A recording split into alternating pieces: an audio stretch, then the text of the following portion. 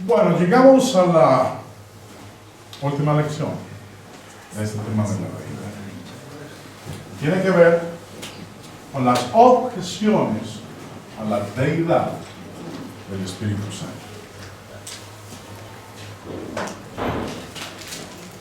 Algunos no creen que el Espíritu Santo no sea ni persona, ni mucho menos que sea Dios. Lo que hemos venido estudiando desde ayer es lo que la Escritura nos muestra acerca de esa deidad, acerca de esa divinidad en la cual creemos. Hemos buscado ampliar un poco más nuestro conocimiento de eso que está plasmado en esas páginas que nosotros reconocemos como palabra de Dios. Dicen los testigos de Jehová en su revista: ¿debería creer usted en la Trinidad? Y obviamente la respuesta que esa pregunta aparece ahí como está expresada es que no. No debemos creer en la Trinidad. Creo que la palabra Trinidad entre ayer y hoy la habré usado 4 veces. He usado más el término deidad, divinidad, porque es el término que aparece en la Escritura. Pero lo que el concepto que hay en ese término sí está en la Escritura. Ahora, dicen ellos, en la Biblia, el uso de la expresión Espíritu Santo indica que es una fuerza controlada que Jehová Dios usa para llevar a cabo diversos propósitos. Así, hasta cierto grado puede compararse con la electricidad, una fuerza que puede emplearse para una gran variedad de funciones. Ahora, según ellos, si usted tiene la revista, léasela. Yo no sé qué tan confundido vaya a quedar o cuánta claridad más vaya a recibir usted. Pero dicen ellos, según ellos, Dios usa esta fuerza activa para crear, para iluminar a su siervo, para transmitir información a su pueblo, para energizar a las personas para que sean arrojadas. Ustedes no han visto en los cultos evangélicos que allá sale el pastor y hace la mano así y todos se caen o que lo tocan y el hombre se desmaya, porque ese es el concepto que muchos tienen acerca del Espíritu Santo.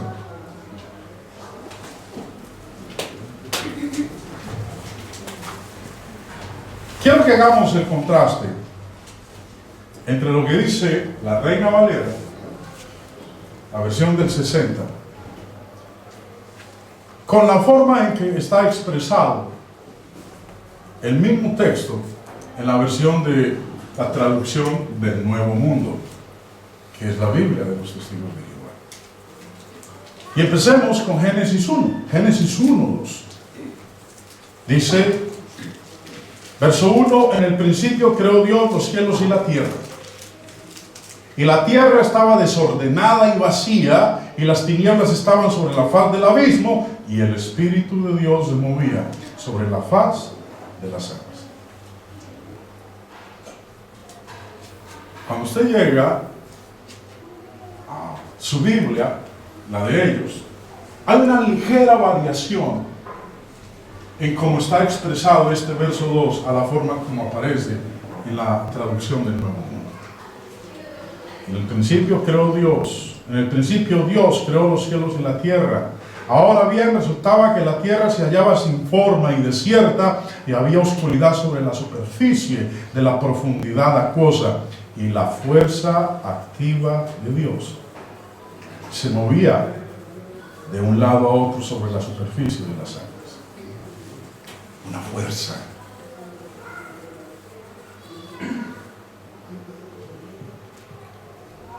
Miren, hermanos queridos, si el Espíritu Santo fuera una fuerza activa, ¿cómo es posible que nosotros leamos de una cantidad de atributos que Él tiene?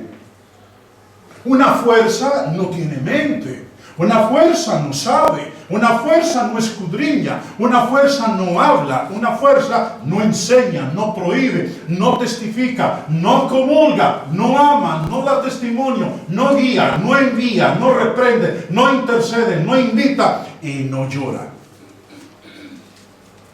Eso no lo hace una fuerza. Ahora, eso es una expresión corrupta de lo que la Biblia nos dice acerca del Espíritu Santo. Es bien interesante que cuando uno se remite al mismo texto de los testigos de Jehová, ese a quien en el verso 2 ellos dicen que es una fuerza activa. En estos versos, como Hechos 13:2, en la traducción del Nuevo Mundo, dice: mientras ellos estaban ministrando públicamente a Jehová y ayunando, el Espíritu Santo dijo. Ahora, aquí en este texto, ellos le están atribuyendo al Espíritu Santo ¿qué? Un atributo, valga la redundancia. Le están aplicando un atributo ¿de qué? De personalidad. Porque es muy difícil colocar ahí la fuerza activa dijo. Porque dicen ellos que esa fuerza es como ¿qué?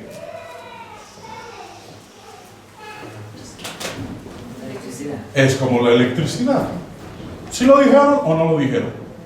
Y claro, lo leímos ahorita en la cita. Es más, este otro texto, Juan 15:26, cuando llegue el ayudante, dijo el Señor Jesús, cuando llegue el ayudante que yo enviaré a ustedes del Padre, el Espíritu, no la fuerza, el Espíritu de la verdad que procede del Padre, ese dará testimonio acerca de mí. ¿Sabe qué es lo más interesante, hermanos?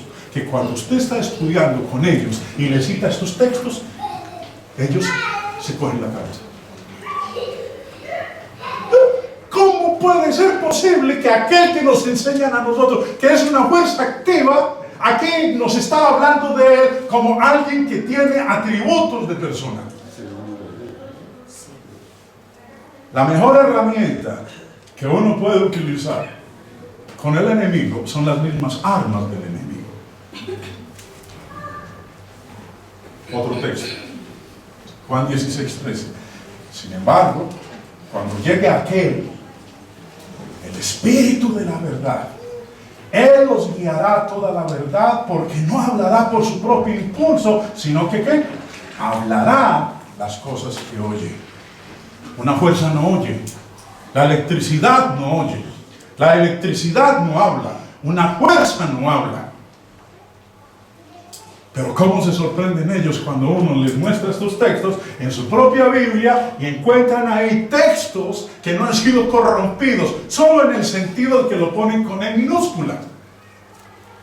Pero no vamos a entrar a discutir ese aspecto de si la E mayúscula o la E minúscula. Isaías 63:10 dice: pero ellos mismos, en la traducción del Nuevo Mundo, mire cómo expresan, ellos mismos se rebelaron e hicieron que su Espíritu Santo se sintiera como herido. Coja usted la corriente eléctrica, pele el cable y cójala. ¿Quién va a salir herido? Usted. No esa fuerza. Antes esa fuerza me va a herir a mí. Pero aquí habla de que el Espíritu Santo se sintió como herido. Persona. Mateo 3. Mateo 3, versículo 11. Habla Juan el Bautista y dijo: yo a la verdad os bautizo en agua para arrepentimiento, pero el que viene tras mí, hablando del Espíritu Santo, hablando de Jesús, pero el que viene tras mí, dice Juan, cuyo calzado yo no soy digno de llevar, el más poderoso que yo, él, Jesús, os bautizará en Espíritu Santo y fuego. Ahora, he puesto las iniciales en rojo. La inicial de Espíritu, la inicial de Santo, las he colocado en letra roja. Porque cuando usted va a la traducción del Nuevo Mundo, ese los bautizará con Espíritu Santo, en minúscula. Y el objetivo de colocarlo en minúscula es con el propósito de hacer creer a la gente que Él no es un ser, sino que Él es una fuerza. Ahora, yo ayer con la hermana Silvia y me decía que ella estuvo estudiando con los testigos de Jehová varios años. Y que el hermano Ralph un día le puso un ultimátum. O deja los testigos de Jehová o olvidémonos nosotros dos. Así me dijo usted, hermana, ¿cierto? No estoy inventándome nada. Ay, yo dejé los testigos de Jehová y cogí los libros y los boté. Y le dije, hermano, usted hizo el peor error de su vida. No haberse quedado con el hermano Ralph, no me estoy refiriendo a eso, sino haber botado los libros.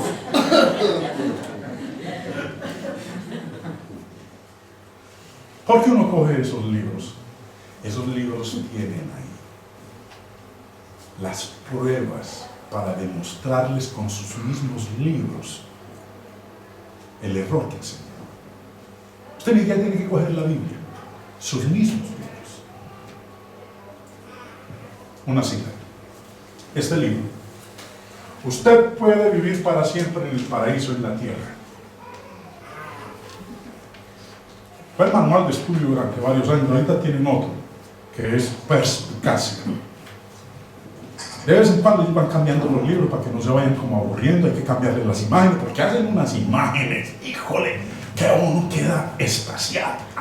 Y cuando muestran el león con el niño, la culebra, el oso, y lo pintan el paisaje con flores, frutas, verde, nevado, uno dice, ¡uy, yo quiero eso! Porque todo entra por dónde? Por los ojos. Y en este libro, en la página 40, la explicación que ellos dan de este texto, ¿cuál? Devolvámonos. Ese los bautizará con Espíritu Santo y fuego. Explican ellos en su libro lo siguiente. Juan, el bautizante, dijo que Jesús bautizaría con Espíritu Santo, tal como Juan había estado bautizando con agua. Ahorita viene la joya en su explicación. Por lo tanto, de la misma manera como el agua no es una persona, el Espíritu Santo no es una persona. La gente, el agua no es persona. Entonces el Espíritu Santo no es persona, mucho menos. ¿Cómo refuta usted eso? Ahora, usted no puede refutarlo con el libro, porque el mismo libro trae la pregunta y debajito la respuesta para que usted no razone, para que usted no piense, para que usted repita como loro mojado lo que dice ahí. El objetivo es lavarle su cerebro, ponerle un candado, cerrarlo con llave y botar la llave, para que usted no vuelva a razonar. ¿Cómo refutamos eso? Bueno, vamos a llamar al hermano Jaime para que nos lo explique. Vamos a llamar al hermano Ralph para que nos lo explique. No, usted tiene la capacidad, Dios le dio a usted la capacidad para razonar. Usted no necesita que alguien le explique la Biblia. Dios, cuando mandó a escudriñar las Escrituras, no dijo a ese, sino cada uno. Romanos 6. Recuerden, el argumento es: así como el agua no es persona, el Espíritu Santo no es persona. Denme algún momento. Juan el Bautizante dijo que Jesús bautizaría con el Espíritu Santo. Tal como Juan había estado bautizando con agua. Como agua no es persona, el Espíritu Santo no es persona. ¿Para qué tan válido es ese razonamiento de los testigos contra la personalidad del Espíritu Santo? ¿Qué tan válido es? No es válido en absoluto. Porque el mismo argumento del bautismo en agua, que porque el agua no es persona, podría ser utilizado contra la personalidad de Jesucristo. ¿Cómo así? Pablo en Romanos 6 dice en el verso 3, ¿o no sabéis que todos los que hemos sido bautizados en Cristo Jesús, hemos sido bautizados en qué? En su muerte. Muerte no es persona.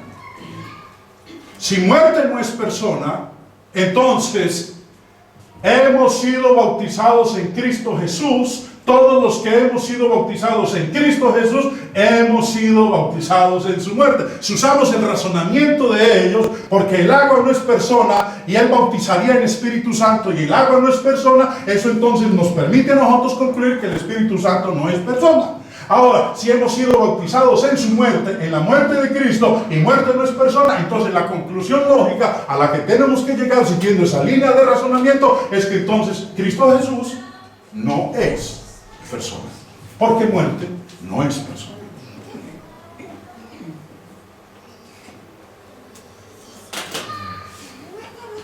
Ese es el argumento paralelo. En Hechos 2, en el día de Pentecostés, dice que cuando vino el Espíritu Santo, cuando llegó el día de Pentecostés, estaban todos unánimes juntos. Y de repente hubo un estruendo. Y fueron todos llenos del Espíritu Santo. Y comenzaron a hablar en otras lenguas, según el Espíritu les daba que hablase. Fueron todos llenos del Espíritu Santo. Ahora, el verso está vertido en la traducción del Nuevo Mundo de esta manera. Y todos se llenaron de Espíritu Santo. Y comenzaron a hablar en lenguas diferentes, así como el Espíritu les concedía expresarse. Ahora, ¿cómo explican ellos esto de la llenura, el ser lleno de Espíritu Santo? Su objetivo siempre es negar la personalidad del Espíritu Santo. Y si logran negar la personalidad del Espíritu Santo, obviamente no podemos reconocerle a Él como Dios. Volviendo al libro que mencionaba hace un momento, usted puede vivir para siempre en el paraíso tierra. En la explicación del verso 4, que todos fueron llenos del Espíritu Santo, dicen, todos se llenaron de Espíritu Santo. ¿Se llenaron ellos de una persona? No.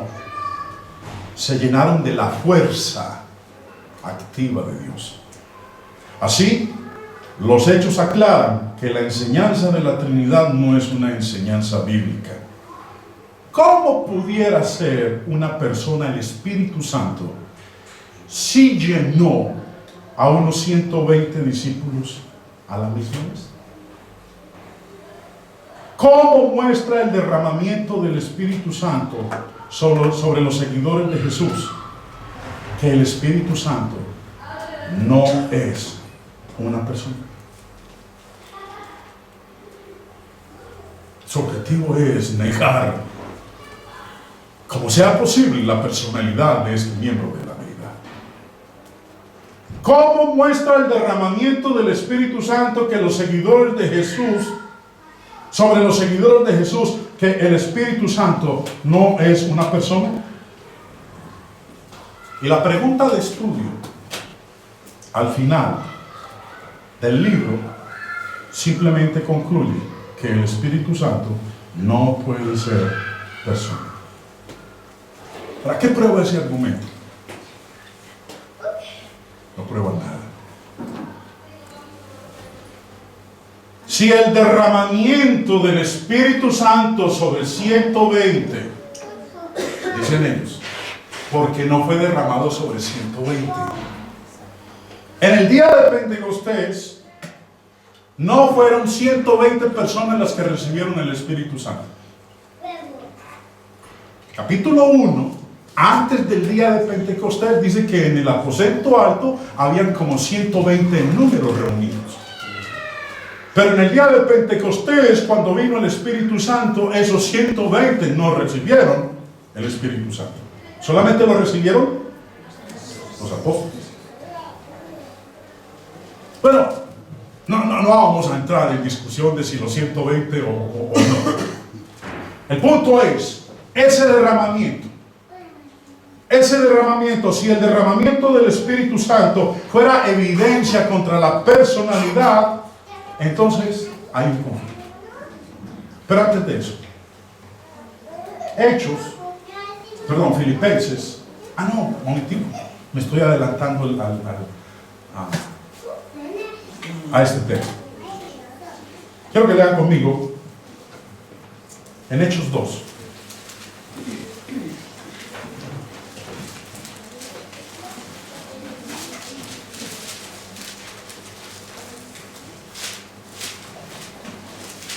Hechos 2, verso 33. Dice el apóstol Pedro: así que, exaltado por la diestra de Dios, y habiendo recibido del Padre la promesa del Espíritu Santo, ha derramado esto que vosotros veis y oís. Derramar. Ellos dicen que si el Espíritu fue derramado sobre los seguidores de Jesús, eso es evidencia de que Él no es una persona. Más adelante, en el capítulo 10, cuando Pedro va a la casa de Cornelio, recuerden, cuando el Señor le dio la gran comisión a los apóstoles, les dijo: ir por todo el mundo y predicar el evangelio a toda criatura. Ellos no entendieron eso. Ellos no entendieron que había que ir a predicarle a toda criatura. Ellos pensaron que toda criatura eran solamente los judíos. Los gentiles no. Por eso los primeros 10 años de la iglesia estaba compuesta solamente de judíos. ¿Y en dónde estaban los apóstoles? En Jerusalén. El Señor se tuvo que valer de la persecución que se levantó después de la muerte de Esteban, para que entonces los apóstoles salieran a predicar a otros lugares. Pero solamente en esos otros lugares le predicaban nada más a ¿quiénes? A los judíos. Cuando el mandamiento era ir y predicar el evangelio a toda criatura. Llegamos al capítulo 10. Cornelio, varón perfecto y temeroso de Dios con toda su casa, que le oraba a Dios siempre y hacía limosnas a todo el pueblo, un ángel se le apareció. Le dijo: tus oraciones y tus limosnas han subido delante de la presencia de Dios. Envía pues hombres a Jope y haz venir a Simón, el que tiene por sobrenombre Pedro. Cuando él venga, él te hablará y te dirá qué tienes que hacer. Bueno, mientras eso estaba ocurriendo, Pedro había tenido ya su comelona con aguacate, y pan, y tomate, y lechuga, y estaba durmiendo, cuando en eso tuvo un éxtasis y bajó un lienzo del cielo, y dice allá que hubo una voz que le dijo: Pedro, mata y come.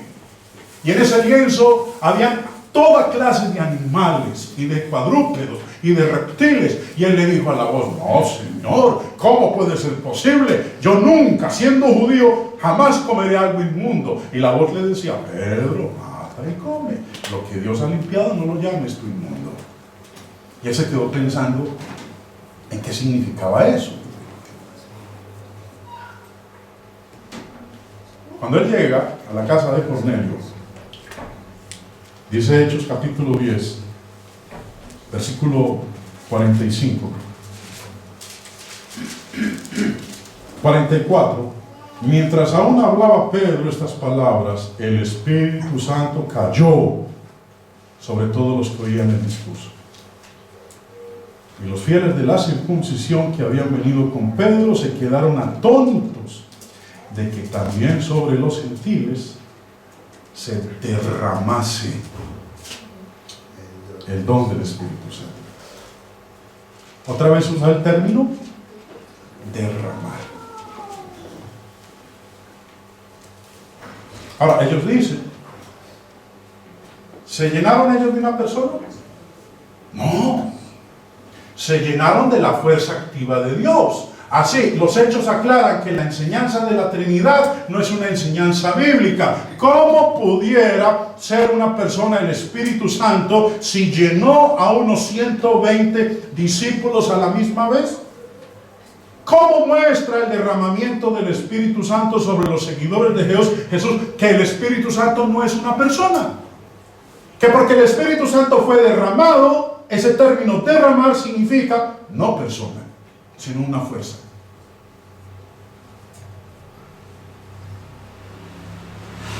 Estos argumentos, a simple vista, alguien podrá decir, hombre, sí, tiene razón.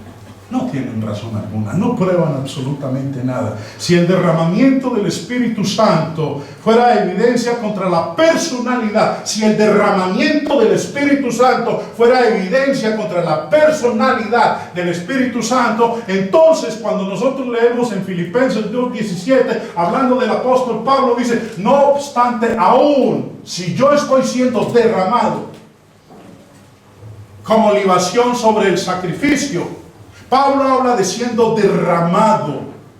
Y si el término derramar aplicado al Espíritu Santo es argumento para decir que no es persona, entonces cuando el apóstol Pablo utiliza el mismo término aplicándoselo así, siendo derramado, entonces es evidencia de que el apóstol Pablo tampoco es ¿qué?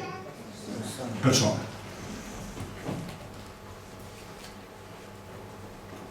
La misma lógica. Segunda de Timoteo 4:6. Porque ya estoy siendo derramado como libación.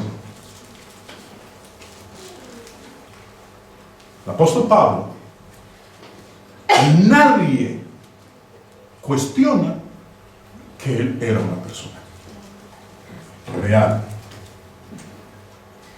Pero se podía hablar de él en la Biblia como siendo ¿qué? Derramado.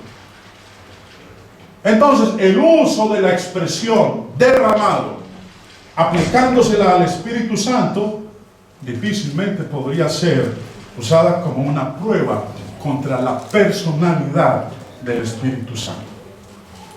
Ahora, de igual manera, la profecía del Antiguo Testamento dice de nuestro Señor Jesucristo, y leyéndole en la traducción del Nuevo Mundo, dice, hablando el Señor Jesús, recuerden que el jueves hablábamos nosotros de las palabras que el Señor pronunció cuando estaba en la cruz. Fueron 7 frases las que el Señor pronunció. Ese viernes que estuvo crucificado, las 6 horas, Él dijo, Padre, perdónalos porque no saben lo que hacen. Esa fue una de sus frases. Otra frase que el Señor pronunció en la cruz fue, madre, he ahí tu hijo, hijo, he ahí tu madre. Otra frase que el Señor pronunció durante esas 6 horas que estuvo ahí colgado en el madero antes de entregarle el Espíritu al Padre fue, hoy estarás conmigo en el paraíso. Eso se lo dijo al ladrón en la cruz cuando el ladrón le dijo, acuérdate de mí cuando vengas en tu reino. Pero el punto o la frase que estuvimos estudiando el jueves para los hermanos que estuvieron aquí fueron las palabras que el Señor dijo, Dios mío, ¿por qué me has desamparado? Y esas palabras que el Señor pronunció en Mateo 27:46 son unas palabras que el Señor tomó prestadas del Salmo 22. El verso 1 del Salmo 22 tiene esas palabras. Dios mío, ¿por qué me has desamparado? Pero no voy a entrar ahorita en el análisis de ese texto, porque fue lo que estudiamos nosotros el jueves. Capítulo 22. Habla en profecía de nuestro Señor Jesús. Y en el verso 14, hablando del Señor Jesús, dice, como agua he sido derramado, y todos mis huesos han sido separados unos de otros. Mi corazón se ha hecho como cera, se ha derretido muy dentro de mis entrañas. Aplicando el argumento de la torre del vigía, de los testigos de Jehová, entonces haría también de nuestro Señor Jesucristo una fuerza. Porque Él mismo dijo, como agua he sido ¿qué? Derramado. Ahora ellos dicen, derramado implica no personalidad. Ahora, claramente ese argumento es un argumento falaz, mentiroso, fraudulento, engañoso. Ya la Biblia nos ha mostrado a nosotros los atributos de persona que tiene el Espíritu Santo. Voy a terminar con esto. Hay más, pero voy a terminar con esto. Quiero que le pongan mucha atención. En la Reina Valera dice de la siguiente manera: porque también Cristo padeció una sola vez por los pecados, el justo por los injustos, para llevarnos a Dios, siendo a la verdad muerto en la carne, pero vivificado en espíritu, en el cual también fue y predicó a los espíritus encarcelados.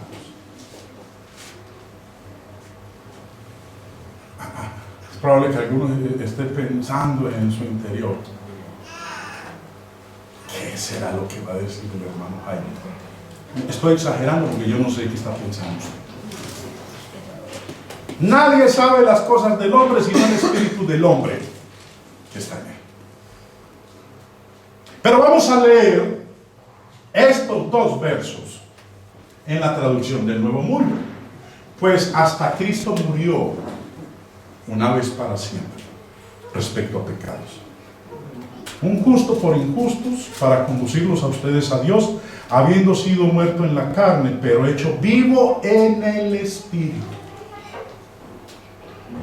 Los testigos no creen que Jesús resucitó en carne. Ellos creen que Jesús vino cuando volvió fue como un espíritu. Ellos no creen en la resurrección corporal del Hijo de Dios. ¿Se acuerdan ustedes que cuando los apóstoles se encontraron con Tomás, le dijeron, al Señor hemos visto? ¿Qué le dijo Tomás? Ustedes. ¿Que ustedes vieron a Jesús? Hasta que yo no vea la señal de los clavos y no metiere mi mano en su costado, no creeré. Y usted sabe muy bien que el Señor entonces después se le apareció a Tomás y que le dijo, métela, venga, métela. Ved que yo mismo soy, palpad y ved que yo mismo soy. ¿Y cómo respondió Tomás? Señor mío y Dios mío. Ahí estaba Jesús en el mismo cuerpo en que había sido crucificado. Pero no, ellos dicen, Jesús cuando resucitó en espíritu. Porque ahí lo dice, hecho vivo en el espíritu, pero vivificado en espíritu. En esta condición, en espíritu. Ahora, esto es una añadidura, eso no dice el texto griego original. Eso es una añadidura que ellos han puesto al texto, porque tienen que menoscabar el poder del Espíritu Santo y presentarlo simplemente como una fuerza, no como una persona y mucho menos como divinidad. Porque el texto de lo que está hablando, hermanos queridos, y enseguida lo vamos a ver, es que la persona de la deidad que resucitó a Jesús de Nazaret de entre los muertos después de 3 días fue el Espíritu Santo.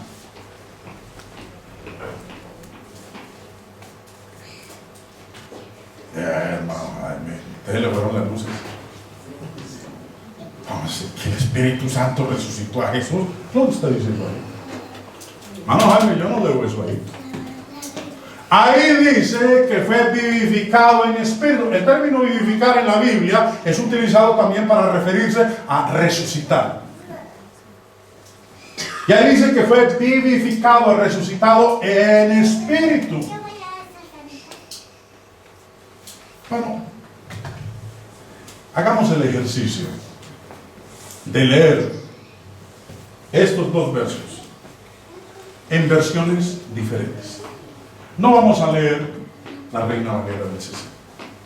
Vamos a leerlo en la Nácar Colunga. La Nácar Colunga es una versión católica, muy buena. Y este verso, estos dos versos, han sido traducidas en esa versión española, católica, de la siguiente manera. Porque también Cristo murió una vez por los pecados, el justo por los injustos, para llevarnos a Dios. Murió en la carne, pero volvió a la vida por el Espíritu. En esta versión dice que el que resucitó a Jesús de entre los muertos fue el Espíritu Santo. Y en él, en el Espíritu Santo, fue a pregonar a los espíritus que estaban en la prisión. Ese es otro tema. Porque muchos dicen que cuando Jesús murió, mientras estuvo allá en el sepulcro, él mismo dijo, recuerden que le dijo al ladrón en la cruz, hoy, apenas nos muramos los dos, le decía ahí al ladrón en la cruz, mire amigo, apenas nos muramos usted y yo, nos vamos a ir ¿para dónde? Para el paraíso. No se fueron para el cielo, se fueron para el paraíso. Y cuando uno lee Hechos de los Apóstoles, capítulo 2, dice que el alma del Señor no fue dejada ¿en dónde? En el Hades. Cuando Jesús muere, José de Arimatea con Nicodemo tomaron el cuerpo de Jesús, lo prepararon, lo envolvieron en un lienzo y lo colocaron en un sepulcro nuevo. Allá colocaron el cuerpo de Jesús.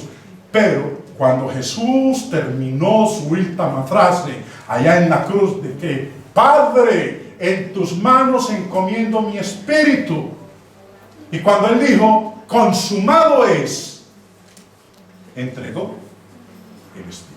¿A quién se lo entregó? ¿Y qué hizo el Padre con el espíritu? No se lo llevó para el cielo. ¿Lo llevó para dónde? Para el Hades. A un lugar en el Hades que se llama ¿cómo? Paraíso. Y muchos dicen, mientras el Señor estuvo allá sus 3 días, ¿se la pasó qué? ¿Se la pasó qué? Predicando. Que el Señor se pasó para el otro lado.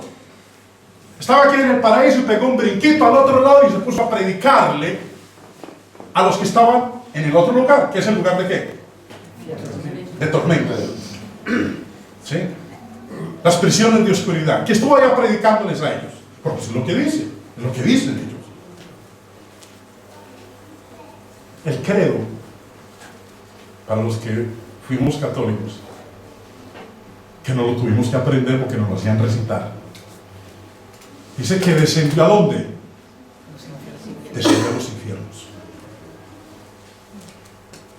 La Biblia habla que el Señor Jesús descendió a las partes más bajas de la tierra. Efesios capítulo 4 habla de que el Señor Jesús descendió a las partes más bajas de la tierra. Infierno. Sí, fue al infierno. ¿Quién dijo que el infierno queda en las partes más bajas de la tierra? ¿Cuál es la parte más baja de la tierra a la cual el Señor Jesús descendió?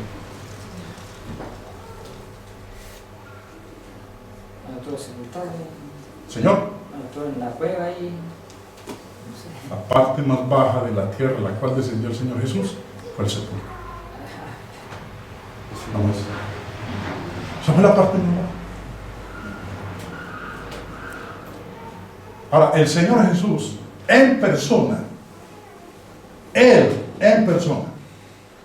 Él, en espíritu, como tratan de decir ellos, Él no fue a predicarles. Porque el texto está hablando de que Él fue resucitado por el Espíritu, no en espíritu.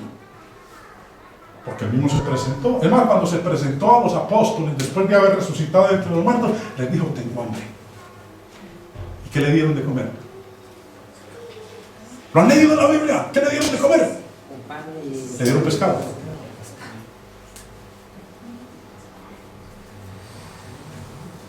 Otra versión, la Biblia en Latinoamérica. Miren cómo Cristo murió una vez a causa del pecado, siendo el santo.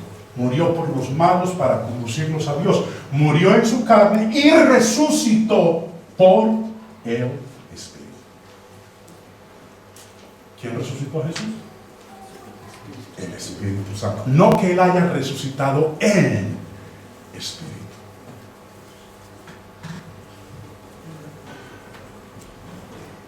Romanos 10, Pablo dijo que si confesares con tu boca, Romanos 10:9, que si confesares con tu boca que Jesús es el Señor y que Dios le levantó de los muertos, serás salvo. Pablo dice que ¿quién resucitó al Señor Jesús de entre los muertos? Dios el Padre. No, Jaime, pero se está diciendo que lo resucitó el Espíritu. ¿Se acuerda cuando el Señor Jesús le pidió un señal? Él les dijo: señal yo no les voy a dar sino la señal del profeta Jonás. Destruir este templo. Ellos pensaron que estaba hablando del templo en Jerusalén. Dijeron: ¿cómo se le ocurre a usted decir que destruya este templo? Tanto tiempo se demoró Herodes construyéndolo para que usted diga que en 3 días lo levantará. Destruid este templo y en 3 días lo levantaré. No dijo lo levantará, dijo yo lo levantaré. Destruid este templo y en 3 días lo levantaré. No dijo lo van a levantar, dijo yo lo voy a levantar. Cuando resucitó entre los muertos, entendieron entonces los discípulos que Él no estaba hablando del templo en Jerusalén, sino que estaba hablando ¿de qué? De su propio cuerpo. ¿Quién resucitó a Jesús? Según esto que acabo de decir, Él mismo se resucitó. Destruid este templo y yo en 3 días lo levantaré. Él dijo: yo lo voy a levantar.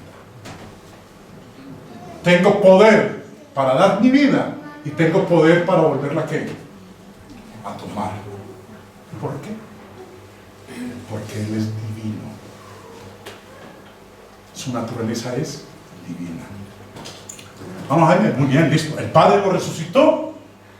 Que si confesares con tu boca que Jesús es el Señor y que Dios le levantó de los muertos, que Dios lo resucitó, ahí Dios Padre lo resucitó.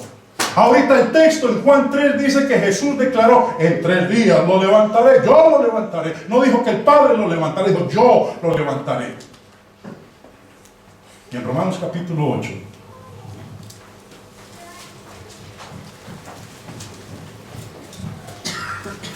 para que estemos plenamente convencidos de que el que resucitó a Jesús fue el Espíritu Santo y resucitó por el Espíritu. El apóstol Pablo en Romanos capítulo 8 dice así, de una manera clara, directa, perfecta, sin término a duda alguna o cuestionamiento alguno. Él dice, y se me está perdiendo aquí la carta de los Romanos capítulo 8, dice en el versículo 10: pero si Cristo está en vosotros, el cuerpo en verdad está muerto a causa del pecado, mas el Espíritu vive a causa de la justicia. Y si el Espíritu de aquel que levantó de los muertos a Jesús mora en vosotros,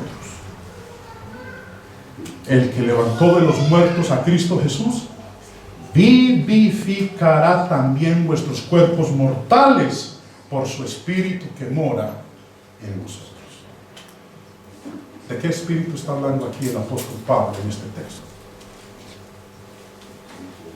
Díganme, hermanos, ¿de qué espíritu está hablando? Del Espíritu Santo. ¿Y qué hizo el apóstol Pablo? ¿Qué hizo el Espíritu Santo con nuestro Señor Jesucristo? Según el apóstol Pablo, lo resucitó entre los muertos. Por eso el texto, en estas versiones, su traducción es más exacta que lo que nosotros leemos en la misma Reina Valera. La nueva versión internacional, este verso lo vierte de la siguiente forma: porque también Cristo murió por sus pecados una vez para siempre, el inocente por los impíos, a fin de conducirnos a Dios. Él sufrió muerte en su cuerpo, pero fue revivido por el Espíritu.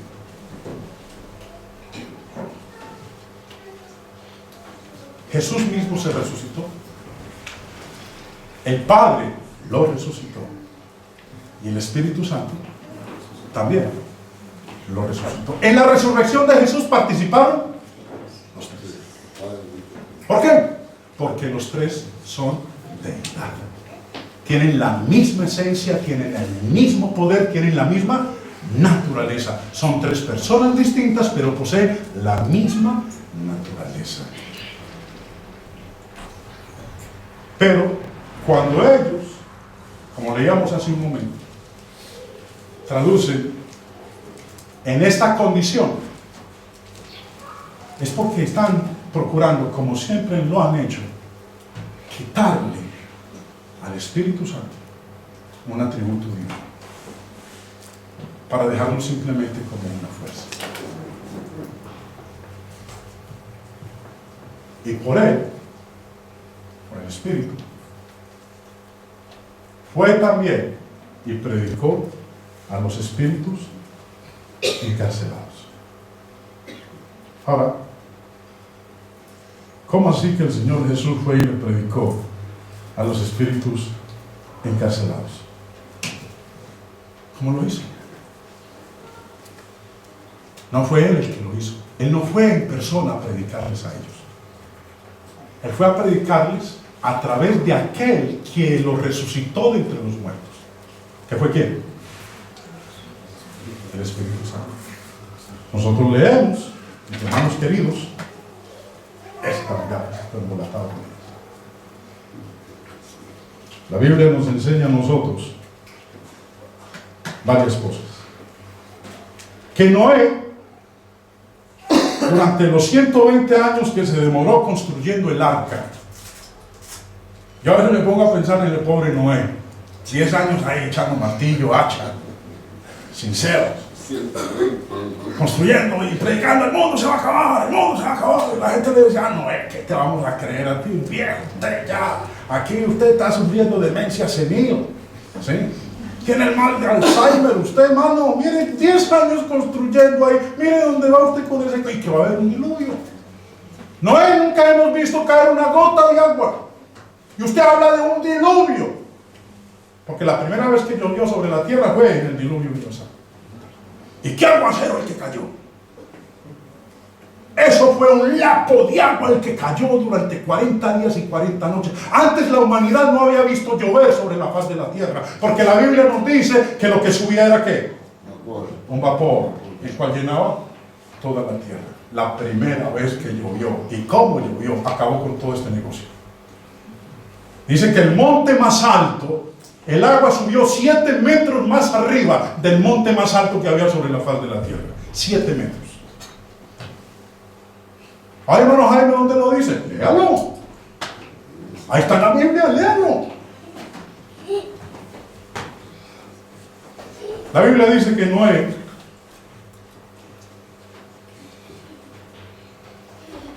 Primera de Pedro, capítulo 1.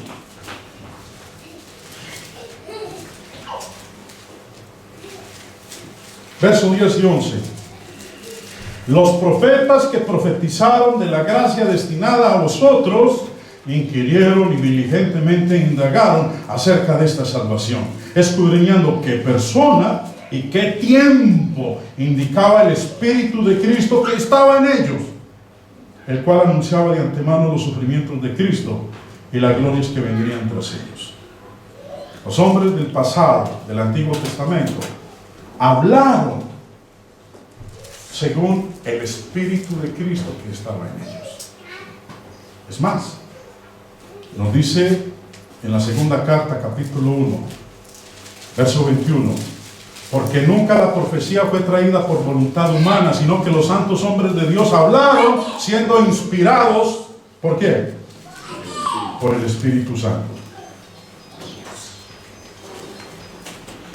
Y dice también la Escritura que fue a través de Noé. El Espíritu Santo, a través de Noé, le predicó a los espíritus en casa. Dice ahí, capítulo 2, verso 5. Y si no perdonó al mundo antiguo, sino que guardó a Noé, pregonero de justicia, con otras 7 personas. ¿Qué era Noé? Un predicador. Era un pregonero. ¿Qué se la pasó haciendo Noé durante los 120 años que construyó el arca? Predicando. ¿Y quién me inspiró a hablar? El Espíritu Santo.